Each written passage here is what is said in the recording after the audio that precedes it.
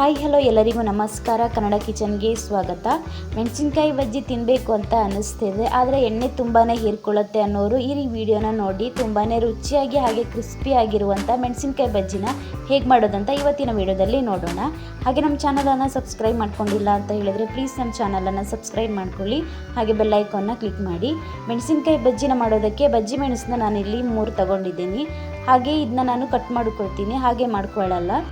ಈ ಒಂದು ಬಜ್ಜಿ ಮೆಣಸಲ್ಲಿ 4 ಭಾಗವಾಗಿ ಕಟ್ ಮಾಡಿಕೊಂಡು ಇವತ್ತು ಬಜ್ಜಿನ ಮಾಡ್ಕೊಳ್ತಿದ್ದೀನಿ. ಈ ರೀತಿ ನಾನು 4 ಭಾಗವಾಗಿ ಕಟ್ ಮಾಡ್ಕೊಂಡಿದ್ದೀನಿ. ಹಾಗೆ ಎಲ್ಲ ಬಜ್ಜಿ ಮೆಣಸನ್ನು ಕೂಡ ಇದೇ ರೀತಿಯಾಗಿ ಕಟ್ ಮಾಡಿ ನಾನು ರೆಡಿ ಮಾಡಿ ಇಟ್ಕೊಂಡಿದ್ದೀನಿ. ನಂತರ ಈ ಮೆಣಸಿನ್ಕಾಯಿ ಬಜ್ಜಿಗೆ ಬೇಕಾಗಿರುವಂಥ ಕಡಲೆ ಹಿಟ್ಟು ಕೋಟಿಂಗ್ನ ರೆಡಿ ಮಾಡ್ಕೊಳ್ಬೇಕಾಗತ್ತೆ.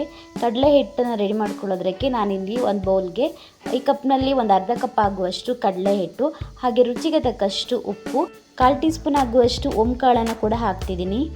ಓಂಕಾಳನ್ನು ಕೈಯಲ್ಲಿ ಸ್ವಲ್ಪ ಪುಡಿ ಮಾಡಿ ಹಾಕ್ತಿದ್ದೀನಿ. ಹಾಗೆ ಒಂದು ಅರ್ಧ ಟೀ ಸ್ಪೂನ್ ಆಗುವಷ್ಟು ಜೀರಿಗೆ, ನಂತರ ಇದಕ್ಕೆ 1 ಟೇಬಲ್ ಸ್ಪೂನ್ ಆಗುವಷ್ಟು ಅಕ್ಕಿ ಹಿಟ್ಟು, ಹಾಗೆ ಒಂದು ಅರ್ಧ ಟೀ ಸ್ಪೂನ್ ಆಗುವಷ್ಟು ಅಚ್ಕಾರದ ಪುಡಿ ಹಾಕ್ತಿದ್ದೀನಿ. ಹಾಗೆ ಇದಕ್ಕೆ 1 ಚಿಟಿಕೆ ಆಗುವಷ್ಟು ಸೋಡಾ, ನಂತರ ಬಿಸಿ ಮಾಡ್ಕೊಂಡಿರುವಂಥ 1 ಸ್ಪೂನ್ ಎಣ್ಣೆ ಹಾಕ್ತಿದ್ದೀನಿ. ಎಣ್ಣೆನ ಚೆನ್ನಾಗಿ ಬಿಸಿ ಮಾಡಿ ಇದಕ್ಕೆ ಹಾಕಿ, ಆಗ ಮೆಣಸಿನ್ಕಾಯಿ ಬಜ್ಜಿ ತುಂಬಾ ಮೇಲ್ಗಡೆ ಗರಿ ಗರಿಯಾಗಿ ಬರುತ್ತೆ. ನಂತರ ಇದಕ್ಕೆ ನೀರನ್ನು ಹಾಕಿ ಚೆನ್ನಾಗಿ ಮಿಕ್ಸ್ ಮಾಡ್ಕೊಳ್ತಿದ್ದೀನಿ. ಒಂದೇ ಟೈಮ್ಗೆ ನೀರನ್ನು ಹಾಕೋದಕ್ಕೆ ಹೋಗ್ಬಿಡಿ, ಸ್ವಲ್ಪ ಸ್ವಲ್ಪ ನೀರನ್ನು ಹಾಕಿ ಚೆನ್ನಾಗಿ ಮಿಕ್ಸ್ ಮಾಡ್ಕೊಳ್ತಾ ಹೋಗಿ. ಕಡಲೆ ಹಿಟ್ಟಲ್ಲಿ ಸ್ವಲ್ಪನೂ ಗಂಟು ಇರಬಾರ್ದು, ಆ ರೀತಿ ಚೆನ್ನಾಗಿ ಕಡಲೆ ಹಿಟ್ಟನ್ನು ಮಿಕ್ಸ್ ಮಾಡ್ಕೊಳ್ಳಿ. ಮೊದಲಿಗೆ ನಾನು ಈ ಕಡಲೆ ಹಿಟ್ಟನ್ನು 1 ಸ್ಪೂನಿಂದಲೇ ಚೆನ್ನಾಗಿ ಮಿಕ್ಸ್ ಮಾಡ್ಕೊಳ್ತಿದ್ದೀನಿ, ಆಗ ಕಡಲೆ ಹಿಟ್ಟು ಚೆನ್ನಾಗಿ ಗಂಟಿಲ್ಲದೆ ಮಿಕ್ಸ್ ಆಗುತ್ತೆ. ಈಗ ನಾನು ಕಡಲೆ ಹಿಟ್ಟನ್ನು ಚೆನ್ನಾಗಿ ಮಿಕ್ಸ್ ಮಾಡ್ಕೊಂಡಿದ್ದೀನಿ. ಹಾಗೆ ಈ ಹದದಲ್ಲಿ ನಾನು ಮೆಣಸಿನ್ಕಾಯಿ ಬಜ್ಜಿಗೆ ಕಡಲೆ ಹಿಟ್ಟಿನ ಮಿಶ್ರಣ ರೆಡಿ ಮಾಡ್ಕೊಂಡಿದ್ದೀನಿ. ತುಂಬ ದಪ್ಪವಾಗೂ ಈ ಹಿಟ್ಟನ್ನು ರೆಡಿ ಮಾಡ್ಕೊಂಡಿಲ್ಲ, ಹಾಗೆ ತೆಳುವಾಗೂ ರೆಡಿ ಮಾಡ್ಕೊಂಡಿಲ್ಲ. ಈ ಮೆಣಸಿನ್ಕಾಯಿಗೆ ಎಷ್ಟು ಕೋಟಿಂಗ್ ಬೇಕೋ ಅದೇ ಹದದಲ್ಲಿ ಕಡಲೆ ಹಿಟ್ಟನ್ನ ರೆಡಿ ಮಾಡ್ಕೊಂಡಿದ್ದೀನಿ.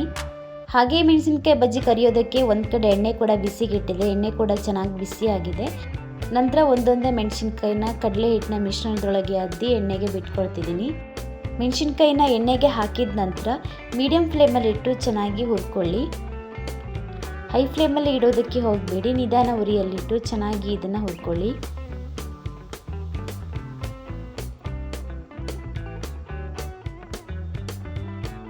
ಮೆಣಸಿನ್ಕಾಯಿ ಬಜ್ಜಿನ ಹಾಕಿದ ನಂತರ ಸೌಟಿಂದಲೇ ಒಂದ್ಸಲ ಆ ಕಡೆ ಈ ಕಡೆ ಮಾಡ್ಕೊಳ್ಳಿ, ಆಗ ಮೆಣಸಿನ್ಕಾಯಿಗೆ ಎಲ್ಲ ಕಡೆನೂ ಎಣ್ಣೆ ತಾಗತ್ತೆ. ಈಗ ಚೆನ್ನಾಗಿ ಮೆಣಸಿನ್ಕಾಯಿ ಫ್ರೈ ಆಗ್ತಿದ್ದಂಗೆ ಕಲರ್ ಕೂಡ ಚೇಂಜ್ ಆಗುತ್ತೆ, ಹಾಗೆ ಮೇಲಿರುವಂಥ ಲೇಯರ್ ಕೂಡ ತುಂಬಾ ಕ್ರಿಸ್ಪಿಯಾಗಿ ಬರುತ್ತೆ. ಇದಕ್ಕೆ ನಾವು ಅಕ್ಕಿ ಹಿಟ್ಟು ಹಾಗೆ ಕುದೀತಿರುವಂಥ ಎಣ್ಣೆ ಕೂಡ ಹಾಕಿರೋದ್ರಿಂದ ತುಂಬಾ ಗರಿ ಗರಿಯಾಗಿ ಬರುತ್ತೆ, ಹಾಗೆ ಎಣ್ಣೆ ಕೂಡ ತುಂಬ ಹೀರ್ಕೊಳ್ಳಲ್ಲ. ಇದೀಗ ಚೆನ್ನಾಗಿ ಫ್ರೈ ಆಗಿದೆ, ಹಾಗೆ ಕಲರ್ ಕೂಡ ಚೇಂಜ್ ಆಗಿ ಕ್ರಿಸ್ಪಿಯಾಗಿ ಕೂಡ ಬಂದಿದೆ. ಇಷ್ಟಾದರೆ ಸಾಕು, ನಾನೀಗ ತೆಗೆದಿಟ್ಕೊಳ್ತೀನಿ. ಸಂಜೆ ಟೀ ಟೈಮ್ಗೆ ಸ್ನ್ಯಾಕ್ಸ್ ಆಗಿ ಮೆಣಸಿನ್ಕಾಯಿ ಬಜ್ಜಿನ ಮಾಡ್ಕೊಳ್ಳಿ, ತುಂಬ ರುಚಿಯಾಗಿರುತ್ತೆ. ಹೊರಗಡೆ ಎಲ್ಲ ಹೋಗಿ ತಿನ್ನೋದಕ್ಕಿಂತ ಮನೆಯಲ್ಲಿ ಅದೇ ರೀತಿ ಗರಿ ಗರಿಯಾಗಿ ಮೆಣಸಿನ್ಕಾಯಿ ಬಜ್ಜಿನ ಸುಲಭವಾಗಿ ನಾವು ಮಾಡ್ಕೊಳ್ಬೋದು. ಈ ರೀತಿ ಮೆಣಸಿನ್ಕಾಯಿ ಬಜ್ಜಿನ ಮಾಡಿಕೊಂಡ್ರೆ ಸ್ವಲ್ಪನೂ ಎಣ್ಣೆ ಹೀರ್ಕೊಳ್ಳಲ್ಲ, ಗರಿ ಗರಿಯಾಗಿರುತ್ತೆ. ನಂತರ ನಾನು ಇನ್ನೊಂದು ಟೈಮ್ ಕೂಡ ಮೆಣಸಿನ್ಕಾಯಿನ ಹಾಕಿ ಚೆನ್ನಾಗಿ ಫ್ರೈ ಮಾಡ್ಕೊಳ್ತೀನಿ. ನೀವು ಟ್ರೈ ಮಾಡಿ ಹೇಗೆ ಬಂದಿದೆ ಅಂತ ಕಮೆಂಟ್ ಮಾಡಿ.